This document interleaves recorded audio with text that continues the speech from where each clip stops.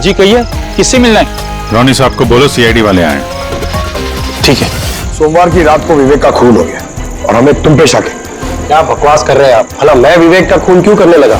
अब इस क्यों का जवाब तो तुम्हें ही देना पड़ेगा। मैं विवेक के खून के बारे में कुछ नहीं जानता। ये तो अभी अभी आप लोगों ने बताया, वो मैं जानता हूँ। देखो, ज्यादा भोलेपन का नाटक मत करो। साफ साफ बताओ, विवेक को क्यों मारा तुमने? पर मैंने विवेक का खून नहीं किया है, और वैसे भी उसके घर के बाहर सिक्योरिटी गार्ड्स थे, तो कोई कैसे उसके घर में घुसकर मार सकता है? सिक्योरिटी गार्ड्स कुछ नहीं कर पाए क्योंकि उन्हें कोई दिखाई नहीं। क्या मतलब? मतलब यह है कि एक ना दिखने वाला इंसान विवेक के घर में आया और उसने लाइट के जंक्शन बॉक्स के साथ कुछ छेड़छाड़ की, जिससे लाइट चली गई। सर, लाइट चली गई? मैं पता लगाता हूँ। नहीं मिस्टर रोनी, आप बाहर नहीं जाएंगे, अभी तो रुकिए। आपकी जान को खतरा है, ये वही खूनी हो सकता है। सिक्योरिटी! रोनी, आप हिलना मत। जी। सिक्योरिटी!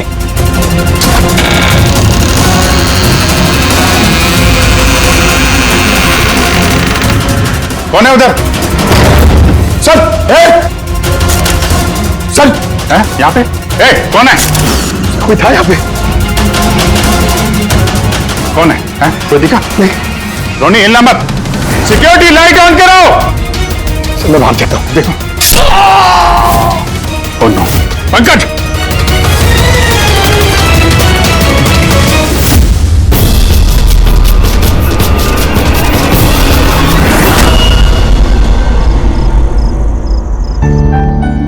वीना, आज दिन भर सिर्फ काम काम और काम ही रहा है।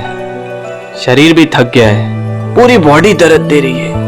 विवेक, 24 घंटे सोचोगे तो बॉडी तो पेन होगा ना? अब इतना बड़ा बिजनेस करना है तो सोचना तो पड़ेगा ही ना।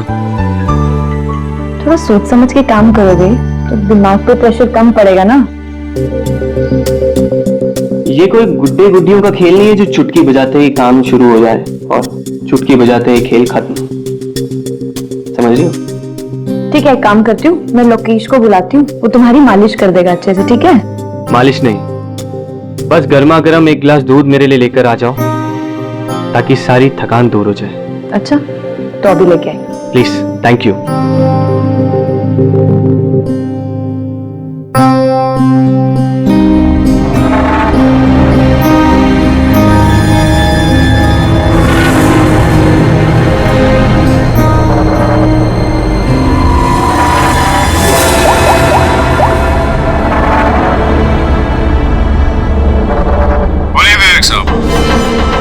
सब ठीक ठाक है? हाँ साहब, सब ठीक है, एकदम ट्रैक पे है। काम हो जाएगा ना? आपको जुबान दिया साहब, काम हो जाएगा। जो भी तुम्हें सही लगे वो सब करो, तुम्हें पूरी छूट है, मगर उसको फिक्स कर दो। आप चिंता मत करो साहब, वो तैयार हो जाएगा। उसको तैयार करना मेरे बाएं हाथ का काम है। गुड।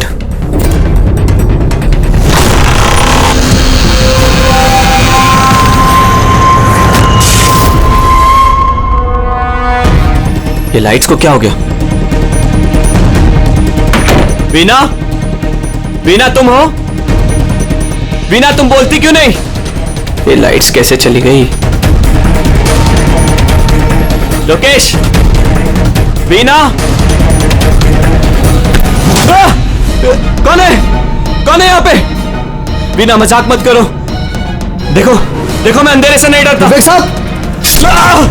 विवेक साहब! विवेक साहब! लोकेश! वीना! लोकेश, जल्दी आओ, कोई है कमरे में। विवेक साहब! विवेक साहब, दरवाजा खोलिए! विवेक साहब! विवेक साहब!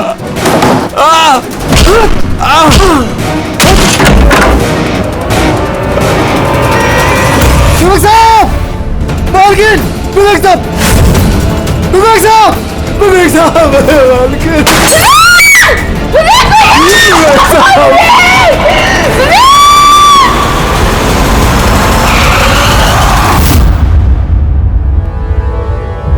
सर, लगता है कई बार चाकू से वार किया है। ये देखिए, कटने का और चाकू घोंपने का निशान है। घाव के पैटर्न देख के लगता है कि ये घाव चाकू के नहीं है, किसी और चीज से खून किया गया है। ऐसा क्यों लगता है सर आपको? ये देखो, ये जो घाव के पैटर्न देख रहे हो एकदम बराबर बराबर है, एक ही साइज के, और ये ज्यादा गहरे नहीं है। अगर चाकू का घाव होता तो बड़ा होता, गहरा होता, और ऐसे पैटर्न में नहीं बनता। मतलब सर चाकू जैसा ये कोई छोटा हथियार है और उसे बार बार मार के खून किया। लगता तो ऐसे ही है। आप कहाँ थे आप जब ये खून हो? साहब मैं नीचे अपने कमरे में था। जब विवेक साहब की चीखने की आवाज सुनी तो मैं दौड़ के ऊपर आया। साहब मैंने दरवाजा खोलने की बहुत कोशिश की, लेकिन दरवाजा अंदर से बंद था। विवेक साहब अंदर से जोर जोर से चिल्ला रहे थे, इसलिए मैं दरवाजा तोड़ के अंदर गया और मैंने देखा कि जब दौड़ के अंदर आए तो आपने खूनी को नहीं देखा है फिर?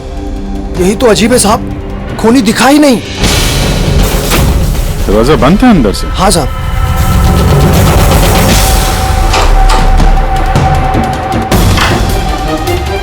तुम अंदर आए तो यहाँ पे लाइट थी? साहब उस वक्त लाइट नहीं थी। जब मैं दरवाजा खोल के अंदर आया तो लाइट आ गई। कमाल है सर, ये कैसा खूनी है जो लाइट में भी नहीं दिखा? कहीं ये आत्मा। ये भी तो हो सकता है कि जब कमरे में अंधेरा था उसी वक्त खूनी दरवाजे से बाहर गया। साहब ऐसा बिल्कुल नहीं हो सकता। साहब अगर खूनी दरवाजे से अंधेरे में भी गया होता तो मुझे जरूर दिखा होता। मेरी आंखें बिल्कुल ठीक है साहब। कमरे से बाहर जाने का और कोई रास्ता तो दिख नहीं रहा है। वही तो, कमरे से बाहर जाने का एक ही रास्ता है, वो है ये दरवाजा। दरवाजा अंदर से बंद था और लोकेश ने ये दरवाजा खोला, और इसने तो यहाँ पे खूनी को देखा नहीं। कमाल है।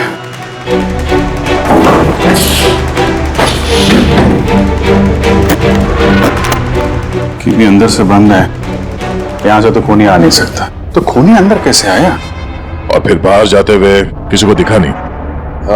सर मेरी दादी एक भूतिया कहानी सुनाती थी। पंकज, एक तो ये कहानी नहीं है, हकीकत है, और ये भूतिया नहीं है। सर ये हकीकत है लेकिन भूतिया ही लगता है ना। कोई यहाँ पर आता है, बिना हथियार के खून करता है और चले जाता है। कहां से? जाने का तो यही एक रास्ता है, ये दरवाजा। लेकिन सर बीना तो सीढ़ियों से ऊपर आ रही थी, और अगर खूनी यहाँ से जाता तो उसे दिखता जरूर।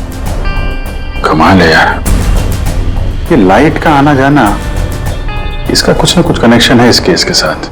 लाइट का जंक्शन बॉक्स कहां पे है?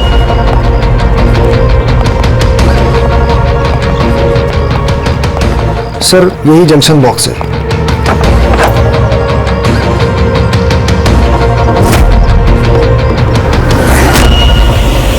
इधर हो जरा। कल तुम ही ड्यूटी पे थे? मैं तो गेट पे था साहब। तुम्हारे गेट पे रहते कोई घर में घुस के खून कर गया, तुम्हें पता नहीं चला? देखिए साहब, मैं अपनी ड्यूटी पे अलर्ट रहता हूँ, ना कोई अंदर आया है ना कोई बाहर गया है। अलर्ट? तो क्या खूनी हवा में आया, हवा में गायब हो गया है? ये लाइट स्विच ऑफ किसने की थी यहाँ से? पता नहीं साहब, अचानक ऑफ हो गई। मैंने सोचा फ्यूज उड़ गया हो।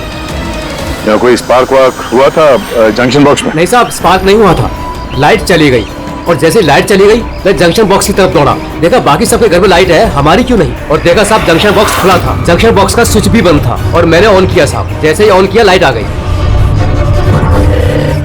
कोई तो आया था यहाँ पे जिसने लाइट के साथ छेड़छाड़ की है। विवेक की बीवी वीना, उससे भी पूछ लेते हैं।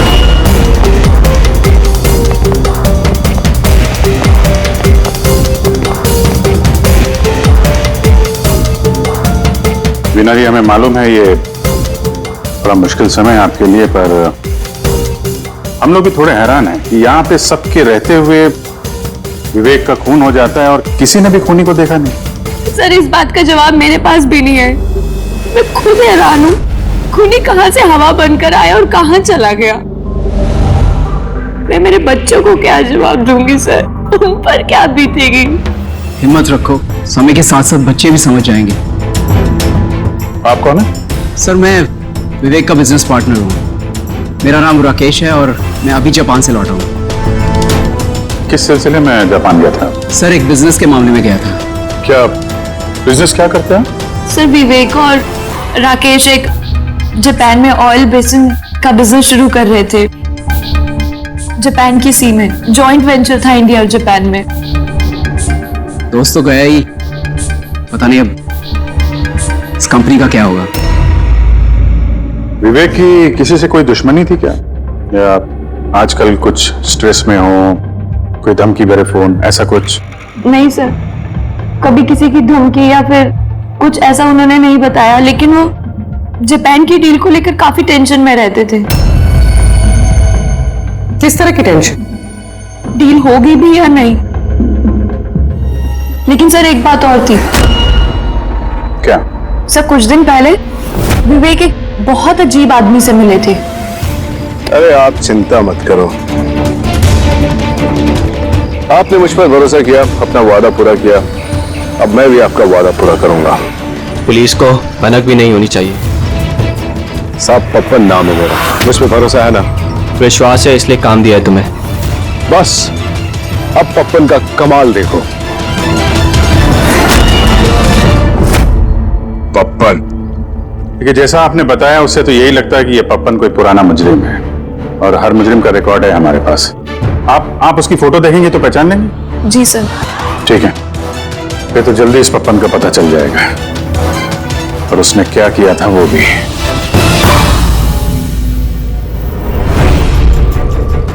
आप लोगों का शक एकदम सही है बॉस, ये खून चाकू से नहीं हुआ। तो फिर किस हथियार से हुआ जो कोई भी देख नहीं पाया, यहां तक कि लोकेश को भी वो हथियार दिखाई नहीं पड़ा? हाँ बॉस, हथियार भी नहीं नजर आया, और कमाल की बात है खूनी भी दिखाई नहीं दिया। ये तो पहली हो गई, खून हुआ, खून ही नजर नहीं आया।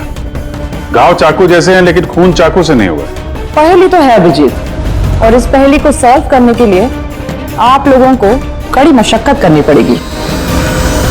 देखो बॉस, हम लोग आत्मा में तो विश्वास नहीं करते, लेकिन साइंस से कुछ भी किया जा सकता है, और मुझे लगता है किसी मॉडर्न साइंस की टेक्निक का इस्तेमाल किया गया है इस खून में। हाईटेक खूनी? हाईटेक ही हो सकता है, वरना ना दिखने वाले खूनी को लाइट्स ऑफ करने की क्या जरूरत है? माना कि ये खूनी हाईटेक है, मगर कहीं ना कहीं उंगलियों के निशान तो छोड़े होंगे ना उसने? बिल्कुल है।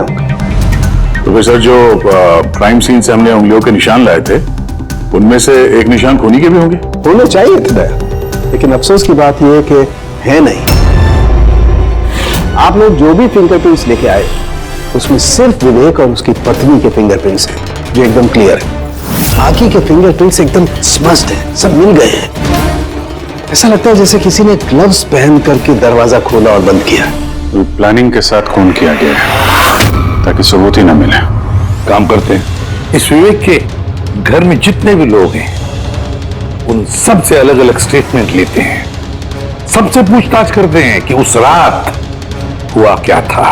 खूनी ने अंधेरे का फायदा उठाया है, अब हम भी अंधेरे में निशाना लगाएंगे। सर, जब ये खून हो रहा होगा तो वो खूनी अंदर ही होगा सर। जैसे ही बीना बाहर गई उसने खून कर दिया। ये थ्योरी हो सकती है पंकज, अगर लाइट नहीं गई होती तो फिर सर दो खूनी होंगे, एक लाइट ऑपरेट कर रहा होगा और अंदर खून कर रहा होगा। मगर जिसने लाइट ऑफ करी वो कहां था? वहां पे तो गार्ड खड़ा था, उसने बोला ना उसने किसी को अंदर आते देखा ना कोई बाहर गया। सर लेकिन जब वीना बाहर गई थी तो उसने दरवाजा खुला हुआ देखा था सर, तो हो सकता है कि दरवाजे के ऊपर उसके उंगली के निशान हो। खूनी यहाँ भी चालाक निकला। चाणक्य साहब ने बताया ना, यहाँ कमरे के अंदर हमें एक भी फिंगरप्रिंट्स नहीं मिले, एक भी। उसमें हैंड ग्लव्स पहने होंगे सर, इसलिए शायद नहीं मिले। हैंड ग्लव्स तो पहने ही होंगे। विवेक की बॉडी यहाँ पड़ी थी, मतलब यहाँ कहीं खड़ा होगा। 1 मिनट यहाँ खड़े होना जरा पंकज।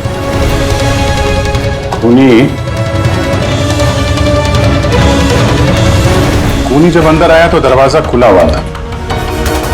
जैसे ही लाइट गई, खूनी अंदर आया, उसने दरवाजा बंद किया, अंधेरे में उसने विवेक का खून कर दिया। क्योंकि जब मुकेश आया था तो ये दरवाजा अंदर से बंद था। हाँ सर, खूनी अंदर ही होगा सर।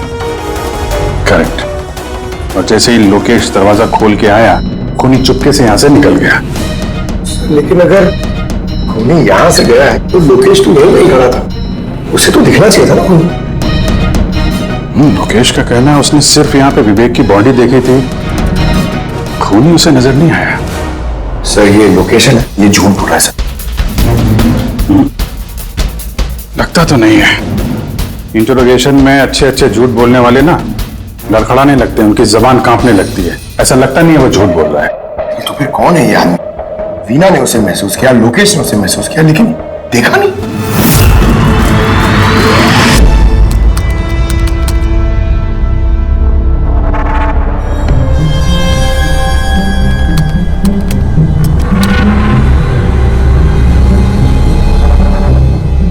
सर मरने से पहले विवेक ने जिस नंबर पे फोन किया था वो नंबर एक दिन पहले चोरी हो गया था और अब वो अनअवेलेबल आ रहा है। अनअवेलेबल है तो जो पप्पन का होगा दया, पप्पन का नंबर होगा। क्या पता चला उसके बारे में? सर पूरी ट्रेस कर रही है, उसका क्रिमिनल रिकॉर्ड भी चेक कर रही है सर, बहुत जल्द पता चल जाएगा। यही है, यही है सर। हाँ सर ये देखिए सर, हमारे रिकॉर्ड्स में तो कई सारे पप्पन हैं, लेकिन वीना के बताए अनुसार ये वही आदमी जिसकी हमें तलाश है। सर ये वही आदमी है जिसे मैंने विवेक के साथ देखा था। हमारे रिकॉर्ड के हिसाब से तो ये मुजरिम बहुत ही खतरनाक है सर, खूनी है। और अगर विवेक ने इसे पैसे दिए हैं तो जरूर खून किया होगा इसने। और अभी ये बेल पे बाहर है और पुलिस स्टेशन पे हाजिरी देने के लिए जाता है रोज। कौन से पुलिस स्टेशन में जाता है ये हाजिरी देने के लिए?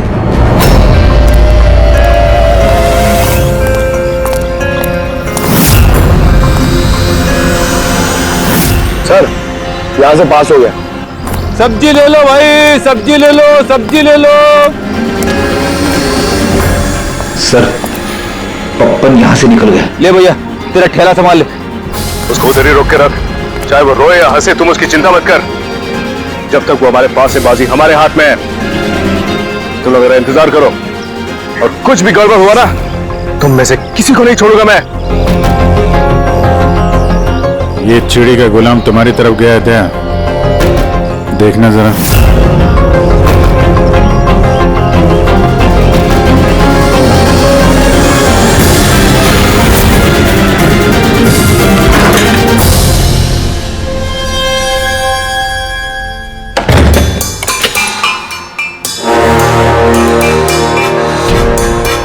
कैसा लगा हमारा इनविटेशन भरत साहब? देखो देखो आप लोग जो कोई भी हो, मुझे और मेरे बेटे को छोड़ दो। मैं आप लोगों से रहम की भीख मांगता हूँ। रहम। Okay fine. एक काम करो, मुझे तुम यहाँ पर रोक लो, लेकिन मेरे बेटे को छोड़ दो। मुझे ना तो तुम चाहिए ना तुम्हारा बेटा। मैं चाहता हूं कि तुम विवेक सर की बिड पास करो। विवेक सर खुश तो मैं खुश। ये पॉसिबल नहीं है। मैं इंडियन मिनिस्ट्री में एक एम्प्लॉय हूँ। माना कि सारे कॉन्ट्रैक्ट मेरे जरिए पास होते, लेकिन मैं ऐसे किसी कंपनी का कॉन्ट्रैक्ट कैसे पास करवा दूं सर? मिस्टर भरत, तुम ना मामले की गंभीरता को नहीं समझ रहे हो। तुम्हारे बेटे के साथ क्या हो सकता है ये तुम सपने में भी नहीं सोच सकते। सपने में तुम भी नहीं सोच सकते कि अब तुम्हारे साथ क्या होने वाला है। सर मैं मिनिस्ट्री की तरफ से काम कर रहा था। जितनी भी सील बिड इंडियन फर्म्स की तरफ से होती है उसका इंचार्ज था मैं। चीनी या जापानी कंपनी के पास अपने देश में नीलामी का कार्यालय था, लेकिन सभी भारतीय बोलियां उनके पास आई। किसी विदेशी कंपनी को भी कॉन्ट्रैक्ट मिला था क्या? नहीं सर, इसके बारे में सभी की कॉमन राय थी, क्योंकि भारतीयों के पास चीप लेबर और रॉ मटेरियल इजीली अवेलेबल था, इसलिए दूसरी विदेशी कंपनियों को कॉन्ट्रैक्ट मिलना मुश्किल था सर। सर इस नीलामी का चक्कर तो समझ में आ गया। इस विवेक ने नीलामी को अपने फेवर में करने के लिए इनके बेटे को किडनैप किया, मगर विवेक को किसने मारा होगा और क्यों? ये काम तो जरूर किसी इंडियन कंपनी का ही है जो विवेक का कॉम्पिटिटर था। इसी चक्कर में हुआ ये सब। वो लिस्ट लाए ना आप जो विवेक के अलावा इंडियन मीडियर्स थे? ये सर, जैसा आपने कहा था आपके अकॉर्डिंग ये मैंने लिस्ट तैयार की है। Thank you. कार्तिक, विवेक, इन दोनों के अलावा राकेश, प्रमेश, शिवानी, रोनी और नवीन। अच्छा भरत जी, इनमें से आपको कौन लगता है जो विवेक के खिलाफ बोली लगाने वाला सबसे ज्यादा? सर यानी ऐसा कोई आदमी जो विवेक के ये बिड जीतने से दुखी हो या फिर उसे कोई नुकसान हो? सर ऐसे तो दो लोग हो सकते हैं, रोनी और नवीन। रोनी और नवीन, तो फिर मिल लो, इस रोनी और नवीन से पूछताछ करो उनसे, पता तो चले है कौन ऐसा जो बिना दिखे भी खून कर सकता है।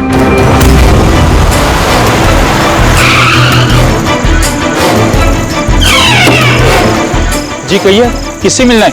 रोनी साहब को बोलो सीआईडी वाले आए।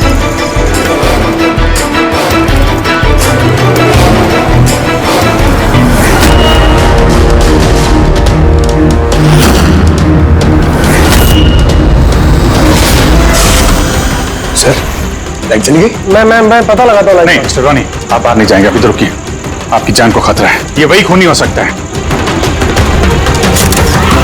सिक्योरिटी! रोनी आप हिलना मत। सिक्योरिटी! सर यहाँ कोई है? कोई है? सर यहाँ कौन है इधर? कौन है? मिस्टर रोनी आप हिलना मत। सर मैं देखता हूँ, देखो। पंकज! ओह नो, रोनी! साहब सबको क्या हुआ? एक मिनट, He's no more. बाहर जाते हुए कोई दिखा था क्या? नहीं सर मैं वहाँ जंक्शन पे गया, लाइट ऑन की और देखा कि हमारे दूसरे सिक्योरिटी गेट के पास बेहोश पड़ा हुआ है और मैं अंदर आ गया सर। हेलो सर, हम रोनी को बचा नहीं पाए। He's dead. ऐसा कैसे हो सकता है अभिजीत? खून तुम्हारे सामने हुआ और तुम कह रहे हो कि तुमने खूनी को देखा तक नहीं? हाँ सर, पहले तो हम सुनी सुनाई बातों पे यकीन कर रहे थे, पर यहाँ तो हम लोग वहां मौजूद थे सर, कोई नहीं दिखा। मतलब विवेक के खून की जैसा? हाँ सर। ये किस तरह का खूनी है सर, जो है मगर दिखाई नहीं देता? वही तो, पर इतना पक्का है कि मैंने वहां पे कुछ शैडो जैसी देखी थी, कुछ अजीब सी, एक्सप्लेन करना मुश्किल हो रहा है मगर। सांके यार, फोटो से कुछ पता चल रहा है तुझे? बॉस लगा हुआ तो हूँ, शायद कुछ हाथ लग जाए, लेकिन एक बात पक्की है, ये खून भी वैसे ही हुआ है जैसे इससे पहले को खून हुआ है। ये देखो, बस ये देखो, यहाँ फोटो में ये हल्की सी रोशनी में ये कुछ आकृति दिखाई दे रही है, शैडो जैसी, बिना आकार के।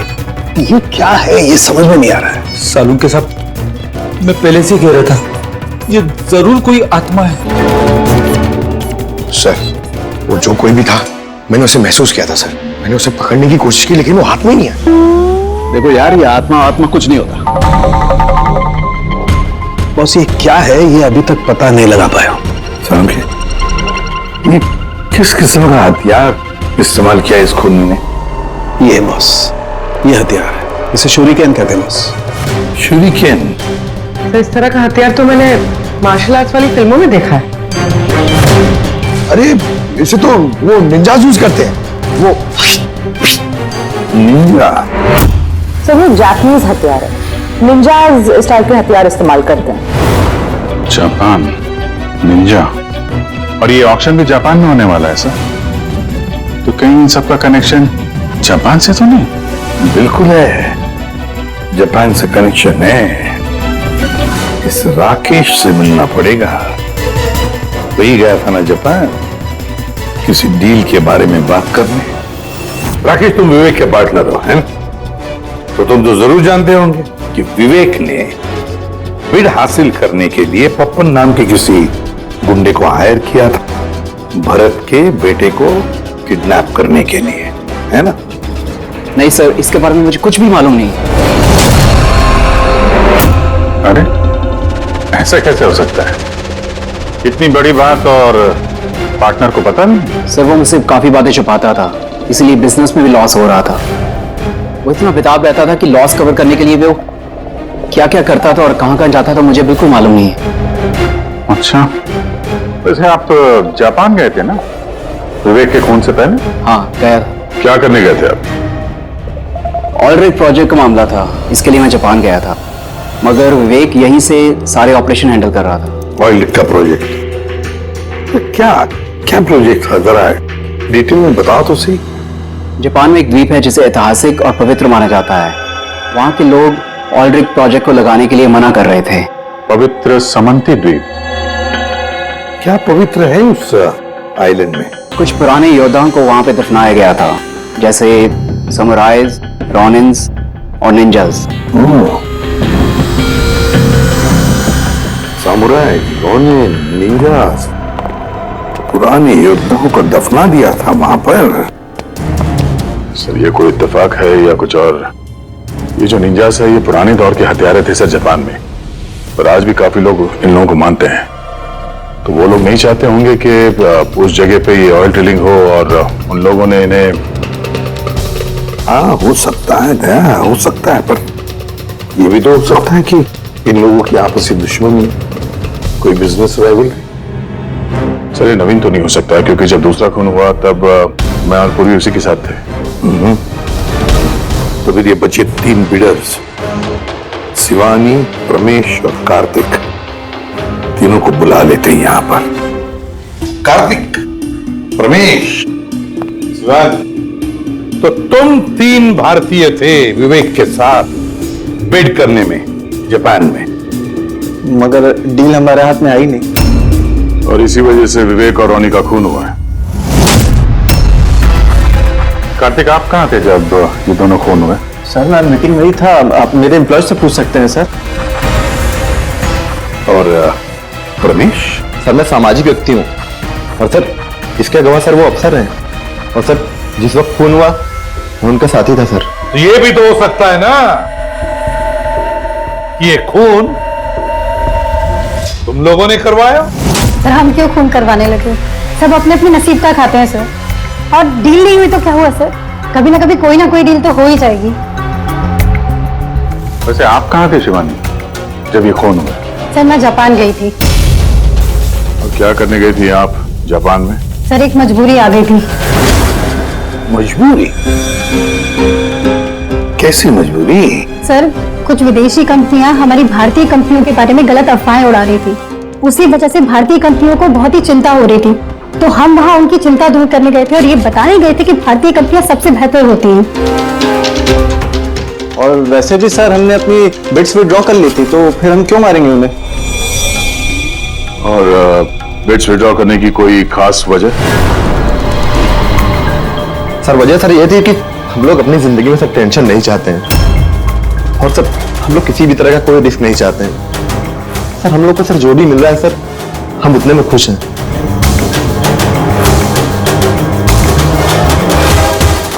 सर अब तो ये नवीन ही बचा, इसने तो बिड भी वापस नहीं लिया। तो कहीं नवीन ने तो नहीं ये सब किया? तो फिर ये भी तो हो सकता है कि अगला शिकार नवीन ही हो। नवीन, तुमने बिड क्यों नहीं कैंसिल की जब सारे लोग पीछे हट गए थे?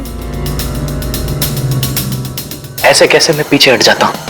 इस कॉन्ट्रैक्ट को पाने के लिए मैंने कितने महीनों मेहनत की है पता है तुम्हें? मुझे लगा कि अगर ये कॉन्ट्रैक्ट मेरे हाथ में आ गया तो मेरी सारी दुनिया बदल जाएगी। अब तो दुनिया से जाने की ही नौबत आ गई है। तुम समझते क्यों नहीं हो? अगर तुम चले गए तो मेरा क्या होगा? डरने की कोई बात नहीं है, हमें कुछ नहीं होगा। सीआईडी की पूरी टीम हमारे साथ है। अरे सीआईडी वालों के सामने वो मार के चला गया, और सीआईडी वाले क्या किए? कुछ नहीं कर पाए वो। सीआईडी की टीम पे भरोसा रखो तुम, हमें कुछ नहीं होगा। पंकज तुम्हें पता है ना हमें क्या करना है? नो वरी, आई नो, मैं आता हूं।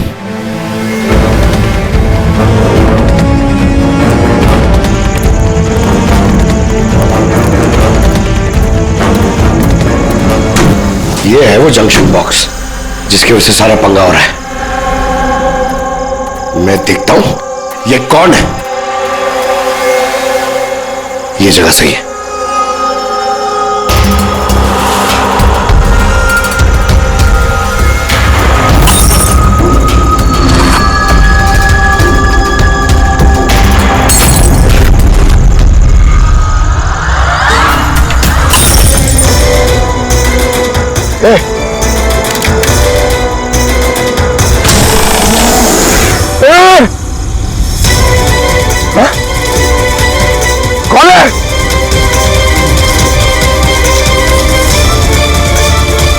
मारा।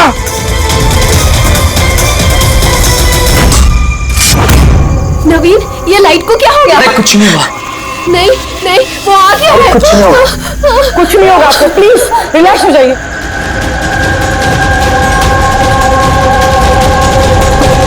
रिलैक्स हो जाइए। नवीन, सामने आओ, वो तुम्हें मार डालेगा। अरे नहीं। कौन है यहाँ पे?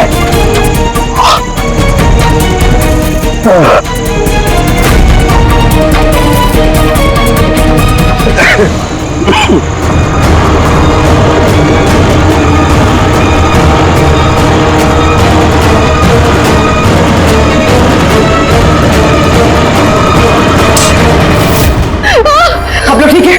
हाँ?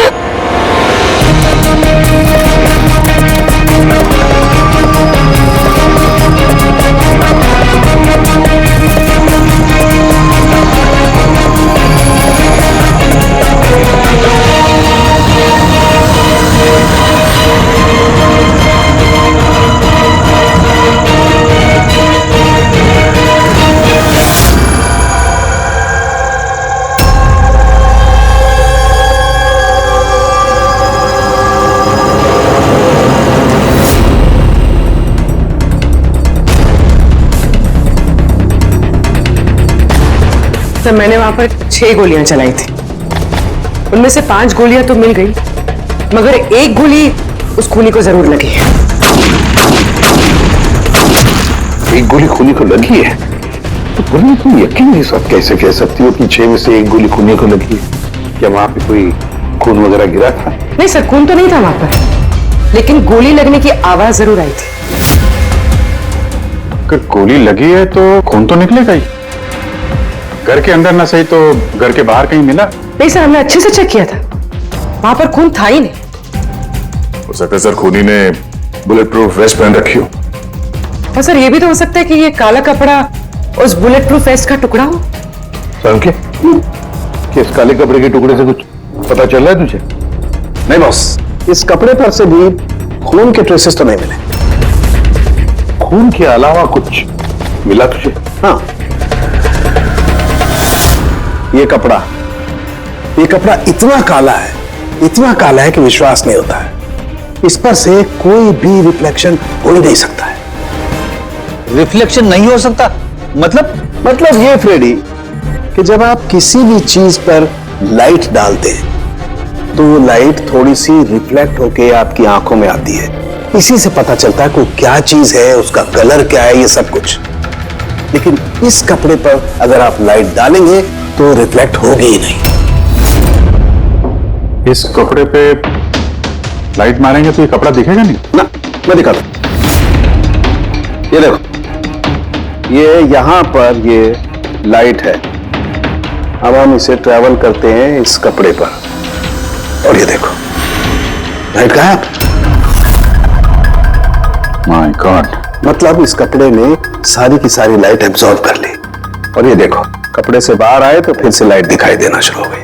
अजीब कपड़ा है, पूरी लाइट एब्जॉर्ब कर लेता है। पता ही नहीं चल रहा था कपड़ा है कि नहीं। के नवीन की जान को खतरा है, जो भी है जल्दी बता दे। बॉस, मैं जानता हूं कि ये क्या है और खून कैसे हुआ है।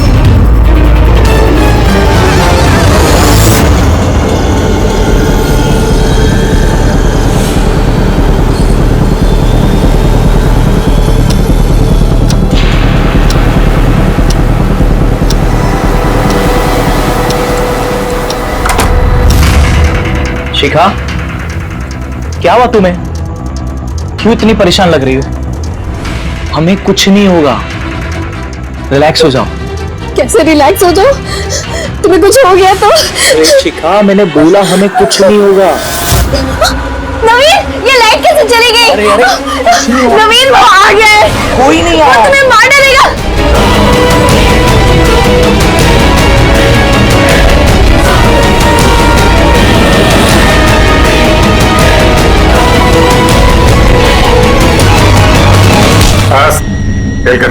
एक गिलास दूध अपने हाथों से लेकर आ जाओ, सारी थकान दूर हो जाएगी। अच्छा, अभी लेकर आती हूँ। Please, thank you.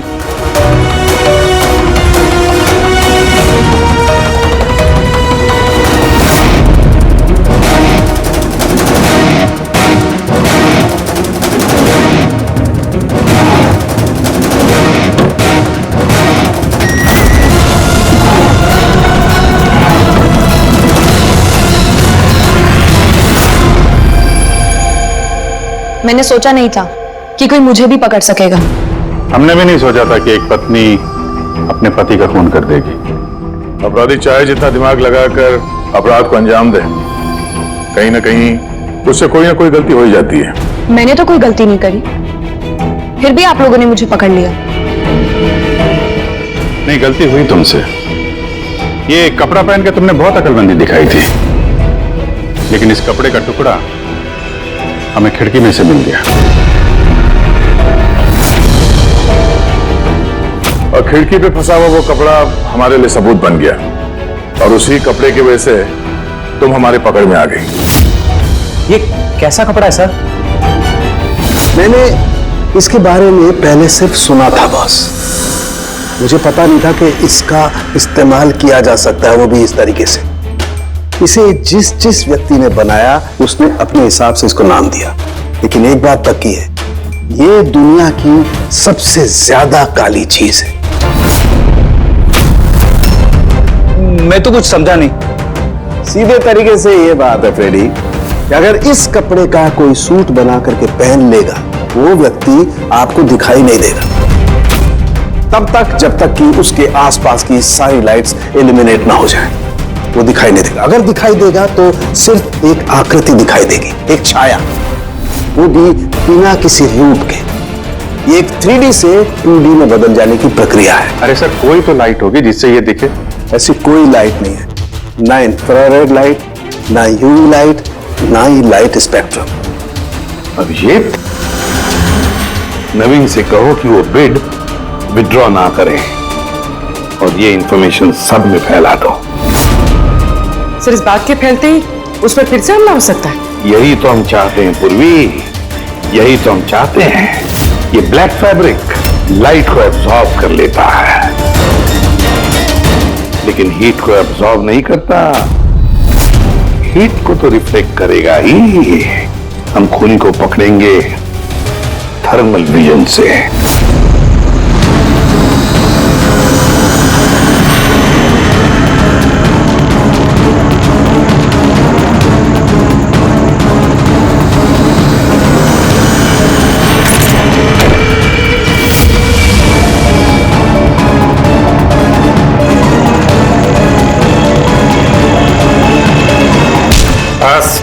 खेल खत्म। किस तरह से इस काली ड्रेस की वजह से तुम्हारा खेल खत्म हो गया?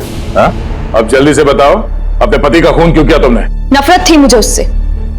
उसकी बीवी कहलाते हुए भी मुझे शर्म आती थी। क्यों? ऐसा क्या करता था वो कि तुम्हें इतनी नफरत थी? ये जो बिजनेस था मेरे पापा ने उसे दिया था। इतना बड़ा एम्पायर खड़ा करके दिया उसे, और वो उसे मिट्टी में मिलाने की कोशिश कर रहा था। गुंडों के बदौलत कॉन्ट्रैक्ट लेता था। तुम्हारा मतलब है कि वो खुद अपना बिजनेस खराब कर रहा था? कर नहीं रहा था, कर दिया था। मेरी फैमिली बैंकरप्सी की गिनती में थी।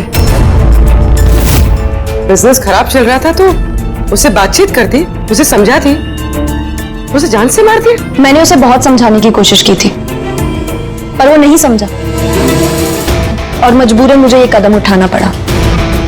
मुझे मेरे बच्चों के बारे में सोचना था, उन्हें तो मैं भूखा नहीं मार सकती। तो इसलिए सारा बिजनेस तुमने अपने हाथ में ले लिया? हाँ, मैंने जापान की एक कंपनी को अप्रोच किया था छिपकर। छोटे छोटे कॉन्ट्रैक्ट और पैसों के बदले मैंने तय किया कि भारतीय कंपनी कॉन्ट्रैक्ट पर कोई बोली ना लगा सके, और इसीलिए मैंने सभी बोली लगाने वालों को मारने का प्लान किया। और उन्हें मारने के लिए ऐसे हथियार का इस्तेमाल किया जो निंजास इस्तेमाल करते हैं? हाँ? हाँ। क्या मिला ये सब करके? जेल। जिन बच्चों के लिए तुमने गुनाह का रास्ता अपनाया, अब वो बेचारे अनाथ हो जाएंगे।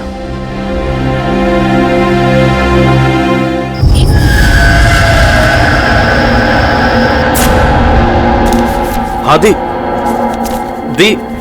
मैं बहुत ज्यादा लेट हो रहा हूँ, आपसे बाद में बात करता हूँ। क्यों? कहाँ जा रहा है?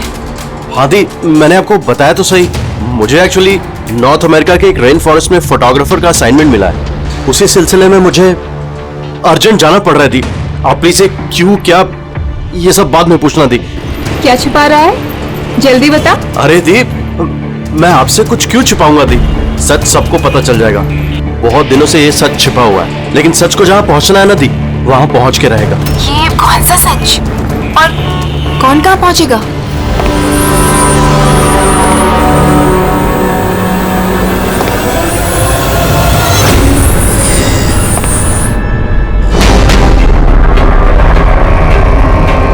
मायादी, मेरे पास बिल्कुल टाइम नहीं है। एक्चुअली मुझे लग रहा है कोई है यहाँ पे। बहुत कुछ हुआ है दी, बहुत कुछ हुआ है, लेकिन मैंने वही किया जो मुझे सही लगा। केतन, साफ साफ बात कर, क्या हुआ है? इस वक्त मेरे स्टूडियो में कौन आ सकता है? दरवाजा खोल दीप। कोई दरवाजा खोल रहा है दीप। केतन, जल्दी खोल वरना। कौन है? हेलो, क्या हुआ? खुलता है कि नहीं? हेलो केतन भाई। देखो, आगे मत बढ़ो।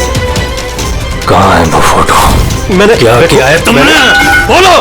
केतन, केतन बोल। मैंने कुछ नहीं बोल दे, नहीं तो मरेगा तू। प्लीज आगे मत बढ़ो। फोटो कहाँ है? जल्दी बोल दे, बता दे। नहीं, मैंने कुछ नहीं किया। देखो, मैंने कुछ नहीं किया। तो बैठेगा आगे बता।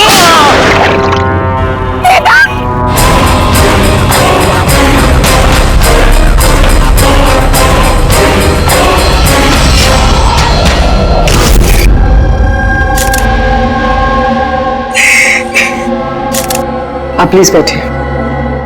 समझ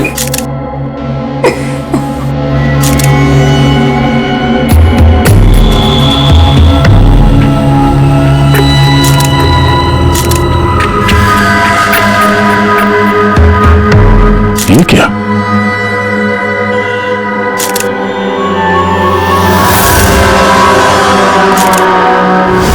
ये किसी के जूतों से आया लगता है।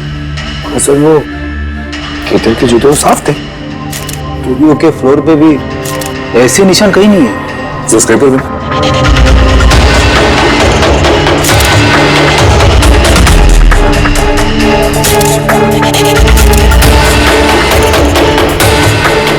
तो मिट्टी या टी-शर्ट तो नहीं लगता, ऑयल जैसा कुछ है। एक काम करो, स्टूडियो में जितने भी फिंगरप्रिंट जैसा उठा लो।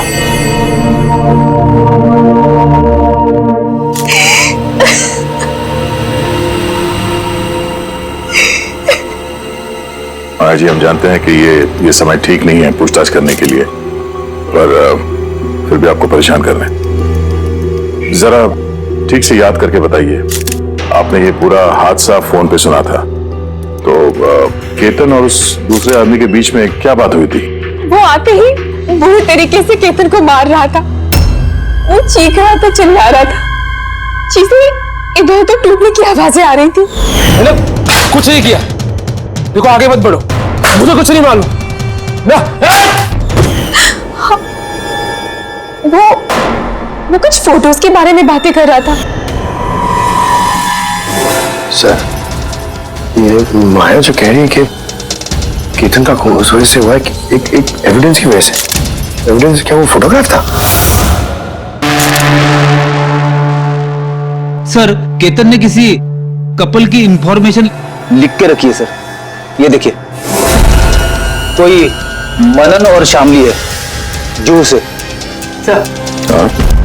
सर ये देखिए, कैलेंडर पर 14 अप्रैल 2018 ये डेट मार्क की है, द एनिवर्सरी। अरे ये तो आज की डेट है। इसका मतलब है आज के दिन कुछ होने वाला था जिसके बारे में केतन जानता था। उसका मोबाइल फोन चेक करो, देखो आखिरी बार किससे बात हुई थी उसकी।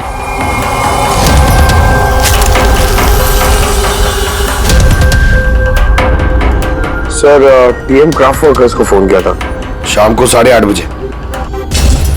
TM craft workers? वो भी केतन के मर्डर के ठीक आधा घंटा पहले।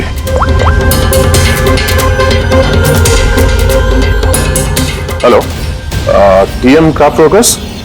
जी बोलिए। हाँ, केतन ने आपको फोन किया था। किसने फोन किया था? आप कौन? मैं उसका दोस्त बोल रहा हूँ। हाँ, उनका फोन तो आया था। ये पूछने के लिए फोन किया था कि उनका गिफ्ट टाइम से डिलीवर किया कि नहीं। गिफ्ट्स? कौन सा गिफ्ट? एक फोटो फ्रेम था मनन और शामली के लिए। उनकी 25th वेडिंग एनिवर्सरी थी, तो उनको फोटो फ्रेम बना के डिलीवरी करना था। मनन और शामली? उनका घर का एड्रेस मिल सकता है? अर्जेंट है।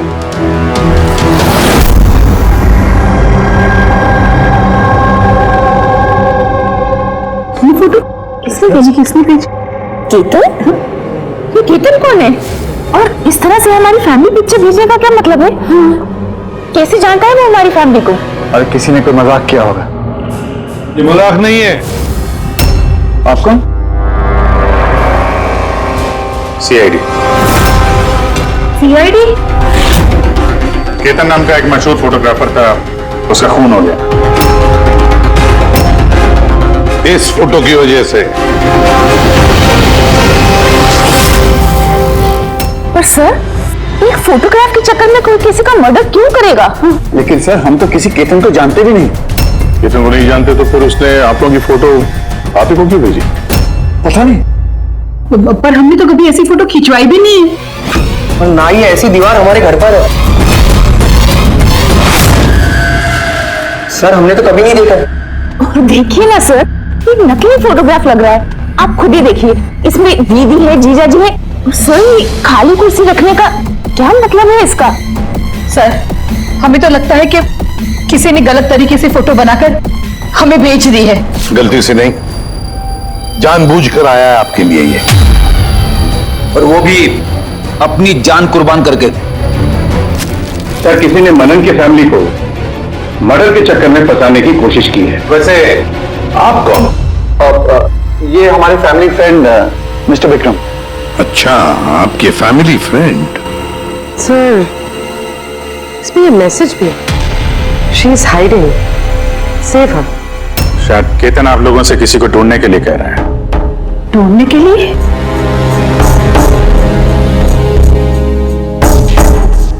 सर ये फोटो तो मेरी बेटी रिया जैसी लग रही है। सर पता नहीं किसका हाथ पकड़ कर खड़ी है। देखो ना, ये हमारी बेटी जैसी ही लग रही है। नहीं, ये रिया नहीं है। ये रिया नहीं है। ये येलो कलर की ड्रेस मेरी रिया नहीं पहनी थी जब वो गायब हुई। लगता है केतन रिया को ढूंढने के लिए कह रहा है। ये रिया है, देखो ना। ये रिया नहीं है। एक मिनट, कब से गायब है आपकी बेटी रिया? 12 साल। 12 साल? सर ये 12 साल के बाद कोई किसी की इंफॉर्मेशन क्यों देगा? तो रिया 12 साल से रिया गायब है। कोई ना कोई वजह तो जरूर होगी ये फोटो भेजने की। सर कोई वजह नहीं है, ये सिर्फ एक कोइंसिडेंस है। 12 साल के बाद अचानक कहां से रिया की इंफॉर्मेशन मिल गई उसे? सर देखिए, ये रिया हो ही नहीं सकती। रिया की मौत 12 साल पहले हो चुकी है। ये रिया कैसे हो सकती है? ये रिया ही है। मैंने देखो ना, ये हमारी बेटी रिया ही है। आपके पीछे पड़ी है। रिया ही, संभालिए अपने आप को। देखो तुम। अरे जाओ जल्दी।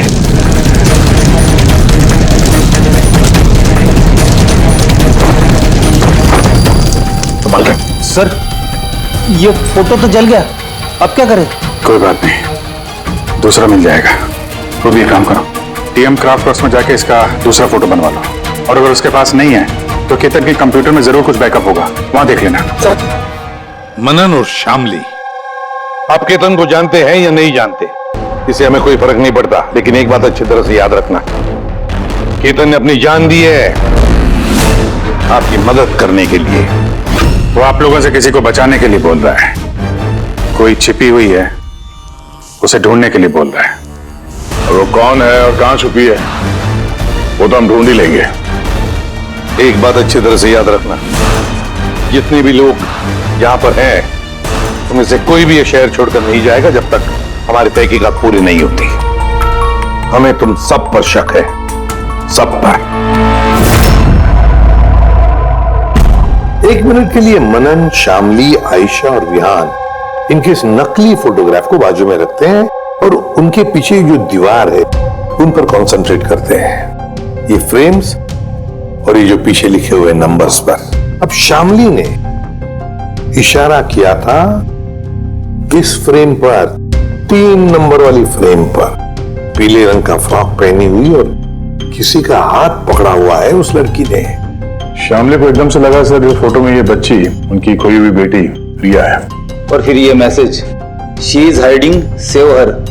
लेकिन सर विक्रम तो बार बार कह रहा था कि रिया मर चुकी है। हो सकता है ये मैसेज रिया के बारे में हो सकता है वो अभी भी जिंदा हो। बिल्कुल हो सकता है पूर्वी, बिल्कुल हो सकता है। और शायद केतन यही कहना चाहता है इन लोगों को, मनन के फैमिली को, कि शायद रिया जिंदा है और उसे मदद की जरूरत है। लेकिन सर उसे इतनी मेहनत करने की क्या जरूरत थी? फोन कर देता सीधे और बोल देता जो भी बोलना है रिया के बारे में, या फिर पुलिस को इन्फॉर्म कर देता। सर हो सकता है उसे किसी ने डराया धमकाया हो और तभी तो मजबूर होकर उसने ये सब किया है। केतन ने तो अपना फर्ज निभाया है और हम उसकी मेहनत को बेकार नहीं जाने देंगे। पूर्वी एक काम करो, ये पूरा का पूरा फोटोग्राफ किसी अच्छे फोटो लैब में लेकर जाओ और ये पीछे टंगी हुई जो छोटी छोटी फ्रेम्स है ना, उनको अच्छी तरह से चेक करो। और ये भी देखो, ये जो वॉल है पूरी, क्या वो फोटोशॉप तो नहीं की गई है? और रिया के लापता होने की एफआईआर की कॉपी भी चाहिए हमें। केतन मनन की फैमिली को तो नहीं जानता था, तो ऑब्वियसली रिया को भी नहीं जानता होगा। तो फिर उसने मनन की फैमिली को ये इंफॉर्मेशन क्यों दी और इस तरह से क्यों दी? सर केतन का खूनी जरूर रिया के फैमिली से जुड़ा हुआ है सर। इन सारे लोगों के फोन रिकॉर्ड्स चेक करो फ्रेडी, और साथ साथ केतन के फोन रिकॉर्ड्स भी। और एक बात, मनन की फैमिली पर कड़ी नजर रखो और साथ साथ उनका जो दोस्त है ना विक्रम, उस पर भी देखो। ये लोग कहां कहां जाते हैं, किस किस से मिलते हैं, क्या क्या करते हैं। एक एक बात पर कड़ी नजर रखो, एक एक बात की खबर रखो। केतन के साथ जितने भी लोग काम करते थे ना, उनसे मिलना पड़ेगा। आप दोनों तो केतन को बहुत अच्छी तरह से जानते थे, तो कभी उसने आप लोगों को बताया किसी छोटी सी बच्ची के बारे में, जू के एक फैमिली के बारे में, उनके फैमिली पोर्ट्रेट के बारे में? जी नहीं सर, मुझे तो अब तक उसने कभी कुछ नहीं बताया। अच्छा, केतन सिर्फ आपके लिए काम करता था या और भी कुछ करता था किसी और के लिए भी? केतन मेरे लिए फैशन फोटोग्राफी करता था, साथ ही साथ बड़े बड़े फैशन हाउसेस के लिए एक्सक्लूसिव कैटलॉग शूट करता था। माया, आप केतन की बहन है तो आपको तो पता होगा वो किस किस से मिलता था। सर केतन बहुत ही रिजर्व रहता था, बस अपने काम में ही मग्न, और उसके दोस्त भी गिने चुने ही थे। और सर हाल ही में केतन को एक इंटरनेशनल एग्जीबिशन के लिए असाइनमेंट मिला था, जिसके लिए वो मुंबई की गलियों में घूमकर स्ट्रीट फोटोग्राफी शूट किया करता था। वो फोटोग्राफ देख सकते हैं हम लोग? जी सर।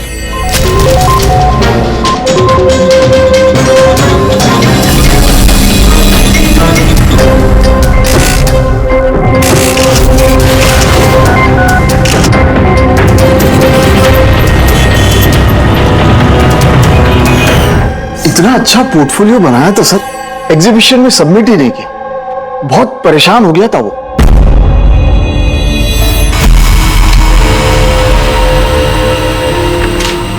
ये वॉल और उस पर लगे हुए सारे फोटोज एंड नंबर्स असली है।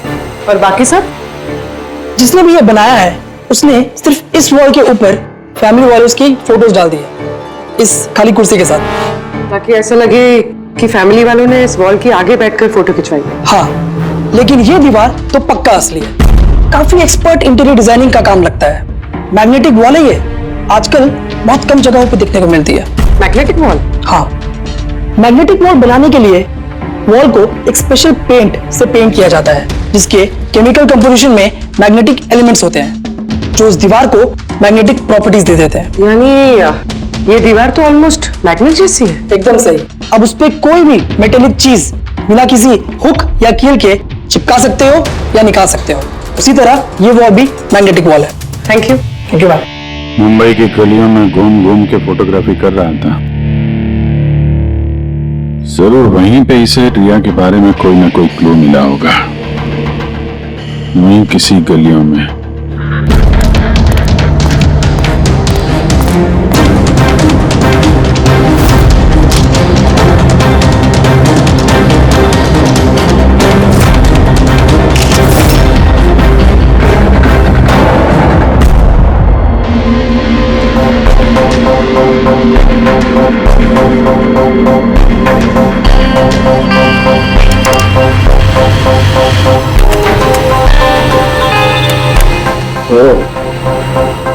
ये बात है।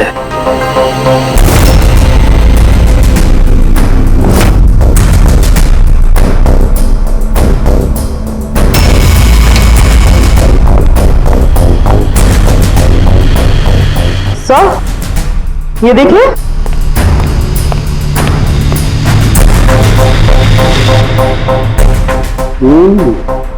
Good job Tarika. Thank you.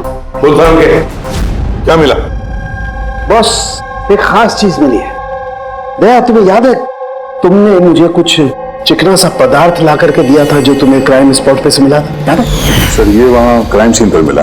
ये मिट्टी या डामर तो नहीं लगता, शायद कोई ऑयल या ग्रीस हो सकता है। तुम बिल्कुल सही सोच रहे थे दया, वो ग्रीस ही है। बॉस, मुझे उस पदार्थ में ग्रीस के ट्रेसेस मिले और ये ग्रीस इतनी पुरानी है कि अब तो अपना केमिकल कंपोजिशन भी बदलने लगी। एक मिनट साहब की पुराने मतलब कितने पुराने हैं? मतलब बॉस, जिस जगह से ये ग्रीस के धब्बे मिले हैं वो जगह काफी पहले बंद हो चुकी होगी। और सर, केतन के नाक के फ्लूइड्स में से मुझे ये एक्रिलिक, नायलॉन, पॉलिएस्टर, पॉलीप्रोपिलीन, इन सब चीजों की ट्रेसेस मिले और उसके लंग्स में भी ये सारी सेम चीजें मिली हैं, fabric fibres. Nylon, polyester, olefin, acrylic, ये सब सारी चीजें तो फैब्रिक से जुड़ी हुई है।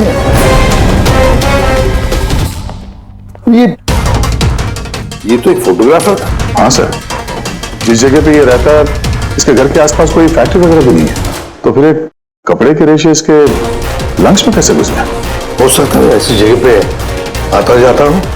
हाँ बॉस, कोई फैक्ट्री, कारखाना, मिल, और बार बार जाता होगा सर, तभी ये पॉसिबल है। बार बार जाता होगा केतन ऐसी जगह पे, पर क्यों, किस लिए? सर, शामली डिप्रेशन में चली गई है, वो घर से बाहर ही नहीं निकलती। और विक्रम और विहान मिलते रहते हैं, पता नहीं उन दोनों के बीच क्या बहस होती रहती है। और ये विहान वकीलों से जाके मिल रहा है। वकीलों से? हाँ सर, और आयशा अपनी किसी फ्रेंड्स के घर जाती रहती है, लेकिन उसकी जो ये फ्रेंड है उम्र में काफी बड़ी है, मुझे नहीं लगता कि उसका इस केस से कोई ताल्लुक है। और ये जो मनन है ना, केतन के बारे में पता लगाने की काफी कोशिश कर रहा है। अच्छा, तो फिर फ्रेडी वो जो फोन कॉल के रिकॉर्ड जो ट्रैक किए थे, क्या पता चला? कुछ नहीं पता चला सर, उनके जो रजिस्टर्ड मोबाइल नंबर है उसमें कुछ नहीं है। प्रोग्रेस का प्रिंट निकालिए। हाँ सर। सर, जैसे कि मैंने फोन पे बताया था, वो दीवार असली है सर। Magnetic wall? हाँ सर। सर, केतन ने ये सारी फोटोज उस वॉल पे लगाकर वो फोटो ली है और फिर उस पर वो फैमिली वाली फोटो फोटोशॉप कर दी। सर, इस वॉल का पता लगाने में ज्यादा टाइम नहीं लगेगा, इंटीरियर डिजाइनर का काम है, और ये वॉल पे मेटालिक डिजिट्स लगे हुए हैं। बस तो फिर ये सारे फोटोग्राफ्स आर्किटेक्ट्स और डिजाइनर्स के ऑफिसेज में भेज दो, पता चल जाएगा किसने ये मैग्नेटिक वॉल बनवा लिया था।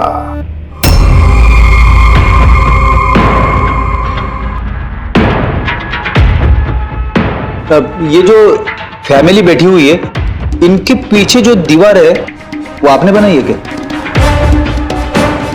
सर, एक एनआरआई इंटीरियर डिजाइनर है, वो अपने बोल्ड और क्रिएटिव डिजाइन को लेकर काफी फेमस है। हो सकता है उसी ने वो बनाई हो। ऑफ कोर्स ये मेरे ही डिजाइन्स है, मैजिक लाइफ एड लैब्स के लिए डिजाइन की थी मैंने। It's a magnetic wall. ये सारे नंबर्स मैग्नेटिक मटेरियल के हैं, जिसे बिना कोई हुक या कील के लगा भी सकते हैं और निकाल भी सकते हैं। लेकिन मेरे डिजाइन्स के हिसाब से ये सारे सीरियल नंबर्स में थे, जैसे 1 2 3 4 5 6 7 8 9 10। हाँ, मगर मैम इसमें तो नंबर्स 1 3 2 0 6 7 8 9 ये ऐसे कैसे? हाँ? सर, शायद केतन ने किया, लेकिन उसने इस वॉल की फोटो क्यों ली?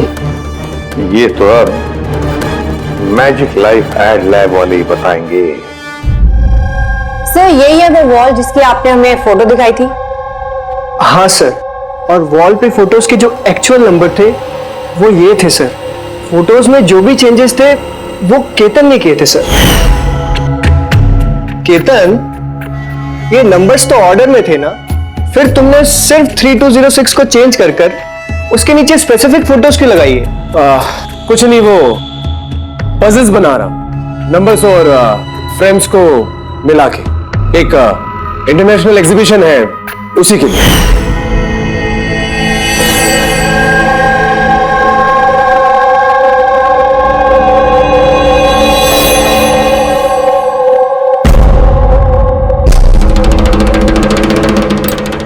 आप लोगों ने केतन को परमिशन कैसे दी है सब करने के लिए?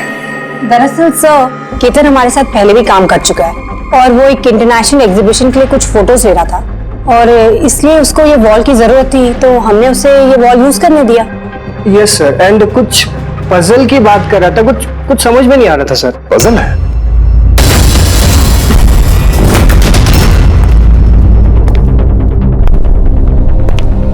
नंबर्स में पजल?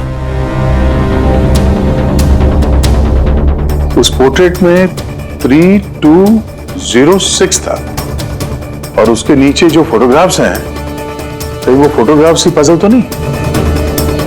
हो सकता है केतन हमें उन फोटोग्राफ्स के जरिए रिया की कहानी बताना चाहता हो।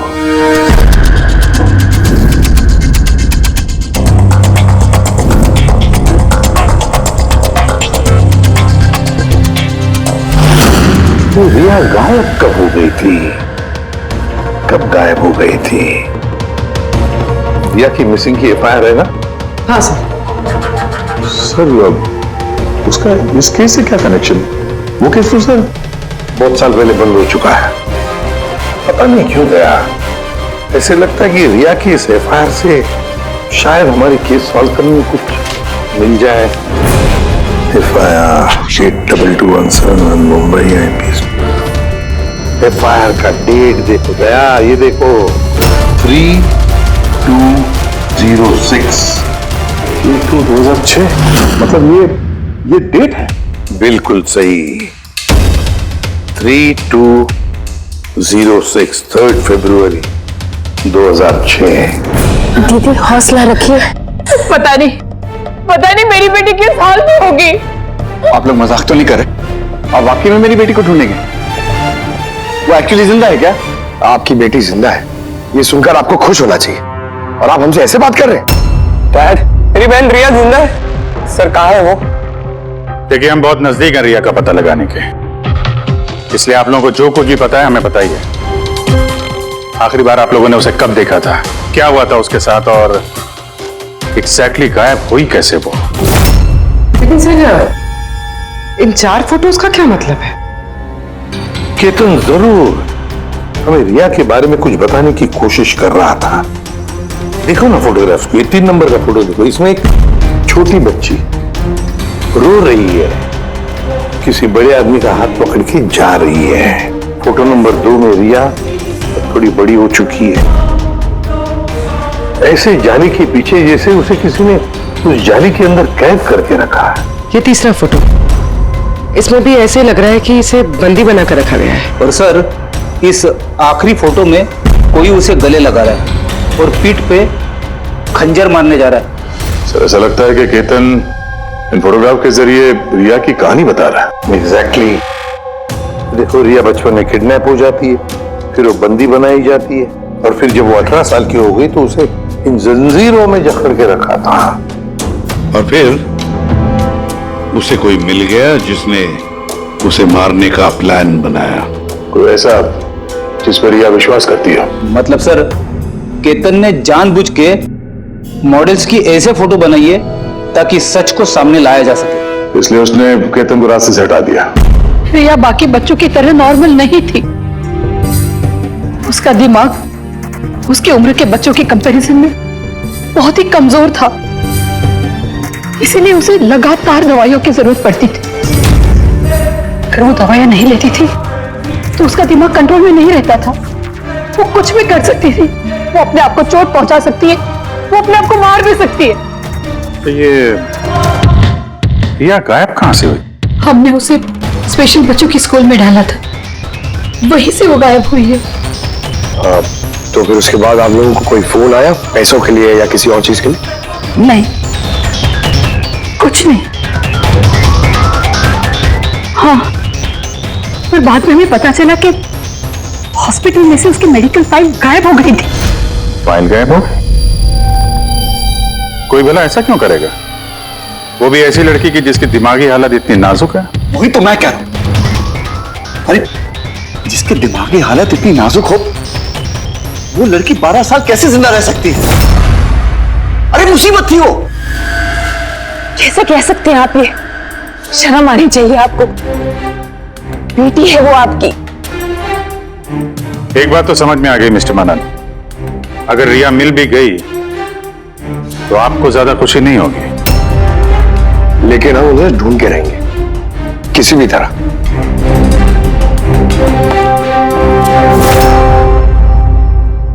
दया, इस फोटो को गौर से देखो।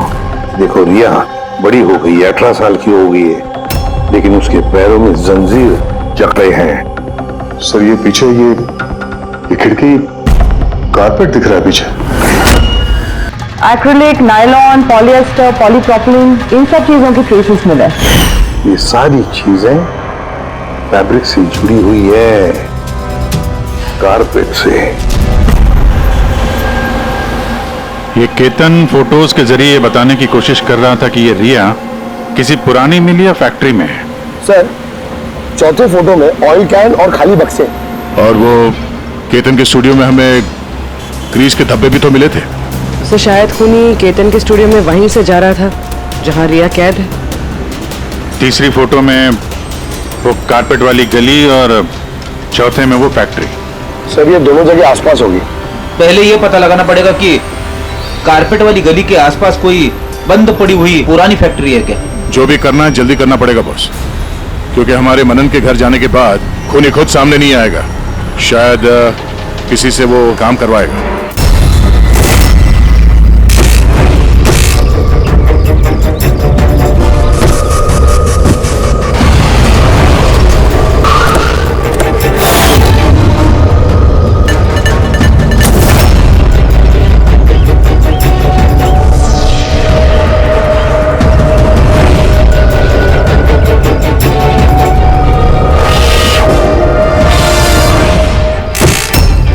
इन्होंने ही हमें पैसे दिए थे हमारी फोटो खिंचाने की। 2 दिन के लिए आए थे, तीसरे दिन भी दिखे थे, लेकिन वो शायद किसी का पीछा कर रहा था।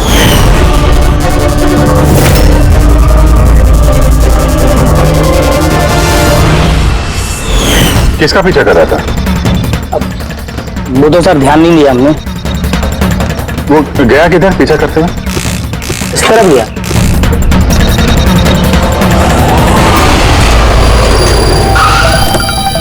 हाँ पहुंच गया हूं मैं, फिक्र मत करो, जिंदा नहीं बचेगी वो।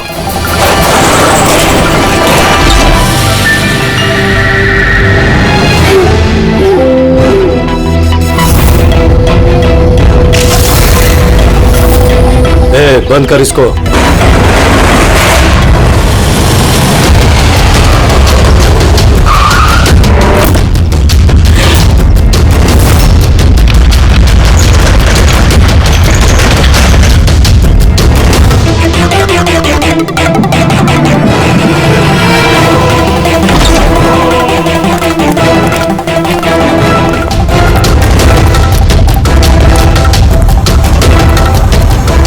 मजबूरी है, बच्ची को खत्म करना पड़ेगा। बच्ची की बॉडी को ठिकाने लगाने के बाद इस सारी जगह को आग से खत्म कर दो, ताकि किसी के हाथ में कोई सबूत ना जाए।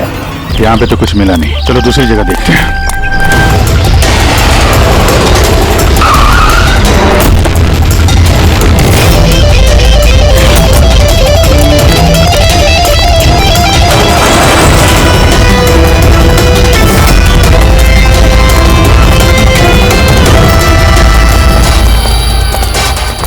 रिया, रिया, तुम्हारे मम्मी पापा के पास ले जाने आए। चलो। रुक जाओ।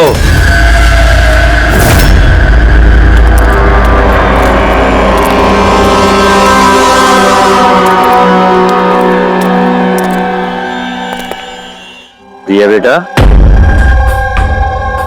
आजा आजा बेटा, आजा आजा आजा आजा आजा आजा आजा। रिया रिया रिया, आजा आजा आजा। रिया बेटा, ये अंकल के साथ जाएगी। ये बच्ची तुम लोगों के साथ नहीं जाएगी, कोशिश करके देख लो। ये ठीक कह रहा फ्रेडी। ये लड़की हम लोगों को अपना दुश्मन समझ रही है और इसे अपना दोस्त, क्योंकि ये इन लोगों को रोज देखती है। ये बिल्कुल ठीक कह रहा है। और इस मासूम बच्ची को तो ये भी पता नहीं है कि ये आज मरने वाली है।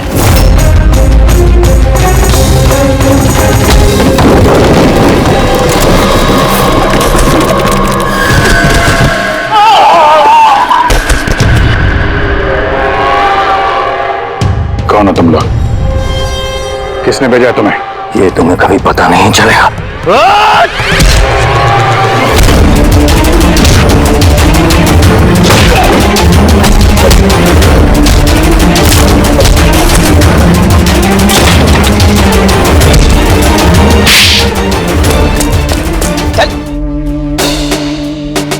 ये तो गया। किसने भेजा तुम लोगों को? हैं?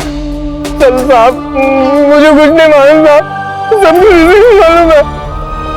जिसको पता था वो तो मर गया। अब कैसे पता चलेगा सर किसने भेजा था इन्हें? रिया तो बेचारी इतनी डरी हुई है, कुछ बोल भी नहीं सकती। रिया बोल नहीं सकती, मगर पहचान तो सकती है। मतलब रिया ने इस खूनी को पहचाना। क्यों? क्योंकि उसे हर रोज मिलती थी, उसे हमेशा देखती थी, उसे लगता था कि ये उसका अपना कोई है और इसीलिए उसके साथ जाने के लिए राजी होगी। तो फिर रिया उसे भी पहचान लेगी जिसने 12 सालों से उसको यहाँ पे कैद करके रखा है, जो उससे हर रोज बात करता है और जिसने इसे मारने के लिए इन लोगों को यहाँ पे भेजा था। अब रिया बताएगी ये असली गुनहगार कौन है। रिया, जाओ रिया।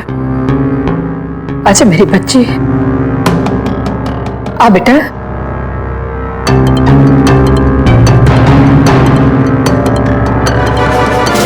रिया,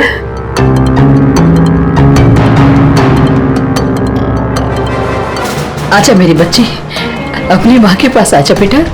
आ बेटा,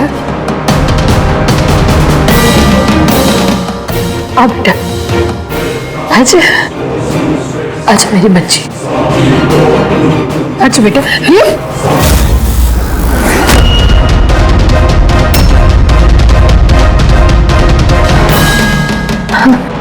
ये तो कमाल हो गया कमली जी, आपकी बेटी 12 साल के बाद आपसे मिलती है लेकिन आपके पास नहीं, अपने मौसी के गले लग जाती है। ये कैसे? वो तो माँ की जैसी हूँ ना, मैं उसको बहुत प्यार करती है मुझसे, इसीलिए। अरे वाह मौसी जी, आपसे इतना प्यार कि रिया अपनी माँ को पहचान नहीं पाई और आप ही के गले लग गई। क्यों? और जानती है क्यों? क्योंकि पिछले 12 साल से सिर्फ एक ही शख्स है जो रिया से मिल रहा था, बातें कर रहा था, जिसे रिया अपना समझती थी। ये क्या बकवास कर रही है? मैं क्यों मिलूंगी इससे? मैं नहीं मिली इससे। रिया से बिल्कुल मिली थी, पिछले 12 सालों से मिल रही थी तुम। बकवास हम नहीं कर रहे आयशा, बकवास से तुम कर रही हो। हमने तो उस डॉक्टर को भी ढूंढ निकाला जिसकी मदद से तुम पिछले 12 सालों से रिया को दवाइयां देती थी, उसके टेस्ट करवा रही थी।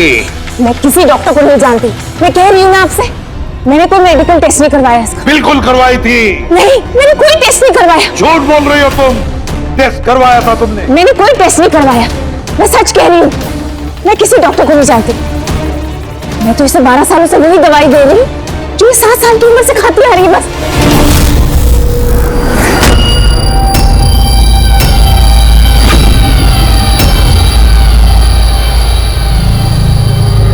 बस गई ना? हाँ? इस आदमी को आपने भेजा था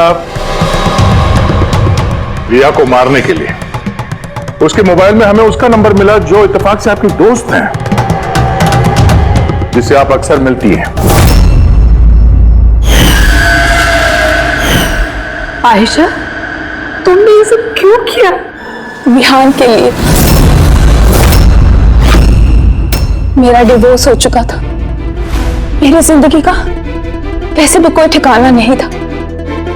मैं विहान को किसके सहारे छोड़ती? मुझे ऐसा लगा कि ये पूरी प्रॉपर्टी, पैसा, ये सब मेरे बेटे को मिलना चाहिए, रिया को नहीं। रिया तो वैसे भी दिमागी मरीज है। तुमने अपने बेटे के भविष्य को संवारने के लिए अपनी बहन की बेटी की जिंदगी को अंधेरे में धकेल दिया। हाँ? रिया के गायब होने के बाद मनन और शामली ने तुम्हारे बेटे विहान को गोद ले लिया। यही प्लान था ना तुम्हारा? तुम इतनी गिर गई कि तुमने एक छोटी सी बच्ची को मारने की कोशिश की। मैं उसे मारना नहीं चाहती थी, मां हूं मैं भी। मेरा यकीन मानिए, मैं रिया को चोट नहीं पहुंचाना चाहती थी। बहुत कोशिश की मैंने उसे संभालने की, लेकिन संभाल नहीं पाई और इसीलिए तुमने रिया को मारने का प्लान बनाया। ये केतन कहां से बीच में आया और उसे रिया के बारे में कैसे पता चला? केतन के साथ मेरा अफेयर चल रहा था। भले उम्र में वो मुझसे छोटा था, पर मैं उसकी मदद करती थी। काफी बार मैंने उसे पैसे दिए उसके काम के लिए। सिर्फ बॉयफ्रेंड था? उसने तो तुमसे दिलो जान से प्यार किया। क्या पहले इसका कसूर था?